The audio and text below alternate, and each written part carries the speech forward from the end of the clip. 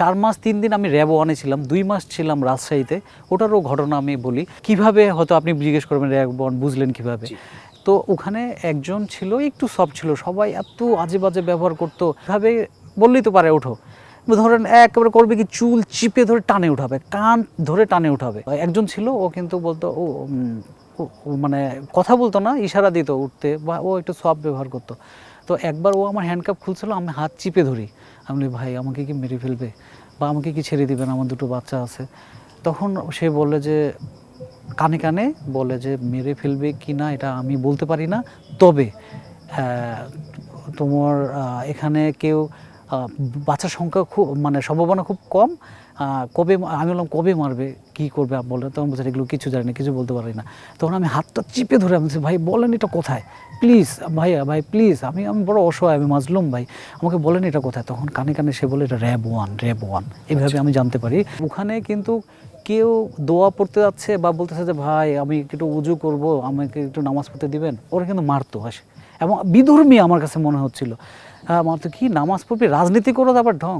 একদিন আমি একটা রাতের ঘটনা বলি।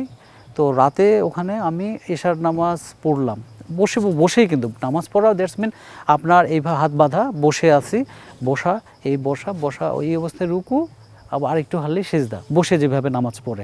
আমাকে এসে বলছে এই কী করস, তো আমি উত্তর দিই না, আমি তো নামাজরত অবস্থায়, সলাতরত অবস্থায় আমি পড়তে আসি, তাড়াতাড়ি শেষ করতেছি যে আমি তো মানে সূরা ফাতিহা পড়লাম, সূরা মিলালাম, এরপর একটু হারলাম, ও তখনও বুঝে না যে নামাজরত অবস্থায়। তারপর আমি নামাজটা শেষ করার চেষ্টা করতেছি, আবার সিজদায় গেলাম, এর মধ্যে ও খেপে গেছে। ও করলো কি, তার হাতে যে লাঠিটা ছিল আমার এই 2 বাহুতে অনেক জোরে জোরে আঘাত করে, অনেক জোরে জোরে। তখন আমি তারপরেও তাড়াহুড়ো আমার মানে থেমে যাচ্ছি আমি, তারপর করলো কি অনেক জোরে জোরে ওই রোডের ভিতর থেকে হাত দিয়ে অনেক জোরে জোরে, সে সম্ভবত অনেক হেলদি ছিল, লম্বা চড়া ছিল, অনেক জোরে জোরে আমার মাথায় 3-4টা জোরে জোরে থাপ্পড় মারলো। পরে আমি আস্তে করে আমি পড়ে গেলাম, আমার আর সূরা দোয়া পড়ার শক্তিটা আর হলো না। খাওয়া দাওয়া কি? আচ্ছা, খাওয়া দাওয়া ওখানে হচ্ছে আপনার সকালে নাস্তা দেয়, নাস্তা দেয়। আমি যতটুকু বুঝেছি এটা হচ্ছে রাতেরই কোনো হোটেল টোটেলেরই বেঁচে যেগুলো ওয়েস্টেক্স থাকে মানে বাইচে থাকে না, আমার রাতের খাবার এটুকু আমি নিশ্চিত। কেন? কারণ 2 দিন থাকতো ওখানে পুরি টাইপের দিত, মানে বা রুটি মানে পরোটা টাইপের হোটেলে যেগুলো থাকতো, কিন্তু একদম শক্ত। হ্যাঁ, চোখ বাঁধা, একটা হাত উপরে দিয়ে দেয় আর এক হাত দিয়ে আপনি খাবেন। কিন্তু ওরা যে পরোটাগুলো দেয় বা অনেক সময় লুচি টাইপের যেগুলো, হ্যাঁ ওগুলো যখন দেয় এক হাত দিয়ে ছেঁড়া যায় না। তো করি কি এইভাবে মুখে নিয়ে কামড় দিয়ে টানে করি। প্রথম আমি খেতে পারতাম না, কারণ বুঝতে পারতাম যে, কারণ ওটার সাথে যে ডাল থাকতো বা দুপুরে যে ভাতটা থাকতো, আমি কিন্তু বুঝতে পারতাম এটা কোনো কারো খাবার, কোনো ধরেন সেনা বা পুলিশের মধ্যে বা আর্মির মধ্যে ওদের ডাইনিং থাকে না, হয়তো ওই খাবারগুলো যেগুলো বেঁচে যায় সব জড়ায় টড়ায় নিয়ে আসে। কেন? কারণ ধরেন ওরা হয়তো মাংসের মতো দিয়েছে, আমি আন্দাজে বুঝতেছি, আমি কিন্তু ওখানে কাটা পাবো, হ্যাঁ এরকম। আর হয়েছে কি যখন খাবো তখন এই খাবারটা নিলে এইভাবে চোখ বাঁধার নিচে দেখা যায়, বুঝতে পারি যে খাবার আগে থেকে ঝোল টোল মাখানো।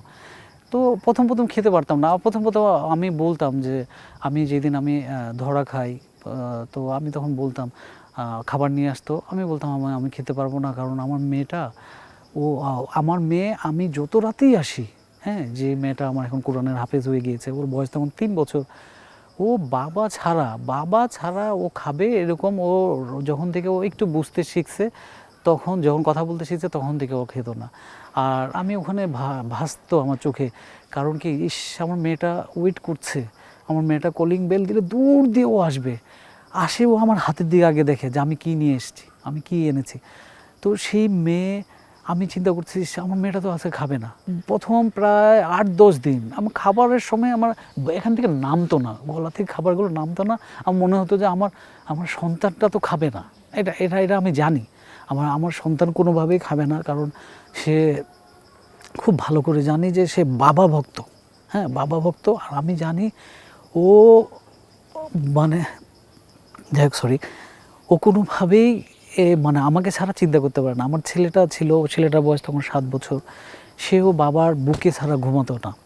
দুজনেই তাদের রাতের ঘুম মানে আমার ডান সাইডে আমার মেয়েটাকে, বাম সাইডে আমার ছেলেটাকে আমি নিতাম। ওদেরকে ওই জাহান্নামের মতো জায়গায়ও যদি ওদের কানা হতো, বাবা পেলে ওরা ওগুলো সহ্য করতে পারতো। র‍্যাব 1 আপনি বুঝছেন, কিন্তু আপনি কি ধরেন পরিবেশ প্রকৃতিগতভাবে কি নিজের কনসাসনেসে কি আপনি আনতে পারতেন? ধরেন আমি যদি কোথাও থাকি, আমি হ্যাঁ পেরেছি, মানে কিছু সাউন্ড এরকম হ্যাঁ আমি পেয়েছি, বুঝতেন কি? পেয়েছি আমি ওখানে যখন ট্রেন যেত মানে পুরো কাঁপতো, আর ওই বিমানের শব্দটা পেতাম প্রচুর, আর মানে মসজিদের আজানটা ফজরে স্পষ্ট শোনা যেত, হ্যাঁ স্পষ্ট শোনা যেত। এবং আমি ওখান থেকে রিলিজ হওয়ার কিছুদিন পর আমি ওই মসজিদে নামাজ পড়েছি, আমি সেম আজান আমি মিলিয়েছি, হ্যাঁ এই আজানই, হ্যাঁ আমি এইটা কিন্তু করেছি। কারণ কি, যেহেতু আমি আগে থেকেই 5 ওয়াক্ত নামাজ পড়তাম, ইভেন আমার কপালে দাগ কেন ভাই, এইটার জন্য মানে পারলে আমাকে মনে করেন টুকরো টুকরো করে। তার মানে আপনি তো আগে বুঝে গেছিলেন যে এটা হচ্ছে র‍্যাব 1, ওখানে বলেছি, পরে আমি মিলিয়ে দেখেছি যে না সত্যতা আছে, এটা র‍্যাব 1।